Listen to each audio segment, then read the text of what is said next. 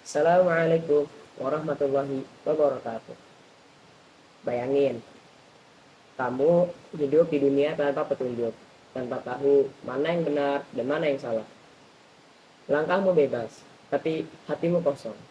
Lalu tiba-tiba datang seorang, bukan sekadar manusia biasa. Ia membawa cahaya di tengah gelapnya kehidupan manusia. Dialah Rasul Allah.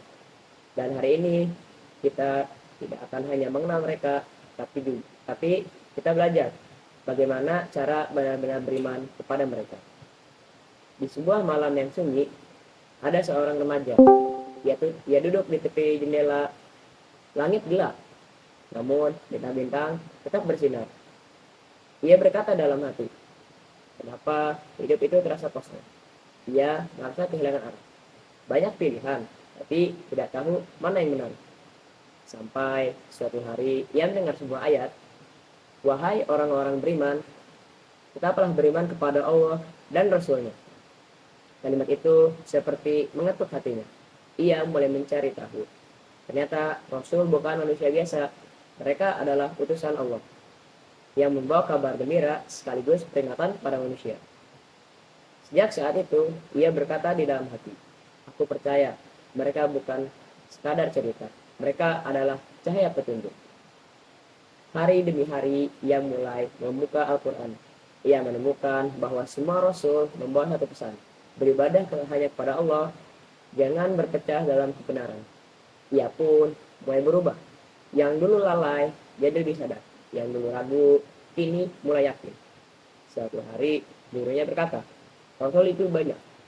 Tidak semua kita tahu namanya. Ia terdiam. Ternyata iman bukan hanya kepada yang dikenal, tapi juga yang tidak diketahui. Sejak saat itu, ia belajar menerima dengan penuh keyakinan. Saat hidupnya diuji, ia hampir menyerah. Namun, ia ingat, Nabi Yunus berdoa dalam kegelapan. Nabi Nuh tetap berdoa, meski ditolak kaumnya. Dengan suara bergetar, ia mulai berdoa. Ya Allah, kuatkan aku seperti Engkau menguatkan para Nabi Nuh. Dan untuk pertama kalinya, hidupnya rasa tenang. Ia sadar, beriman bukan hanya percaya, tapi meneladani akhlak para Rasul. Jujur, sabar, dan penuh kasih. Ia mulai berubah. Berkata jujur meski sulit, sabar ketika diuji, berbuat baik tanpa pamrih. Karena ia tahu Rasul diutus untuk menyempurnakan akhlak manusia. Jadi sekarang coba tanya pada diri kita, apakah kita benar-benar tahu kepada mereka, benar-benar beriman kepada mereka, atau hanya iman di lisan? Saat kita jujur, kita sedang meneladani mereka. Saat kita sabar, kita sedang mengikuti jejak mereka.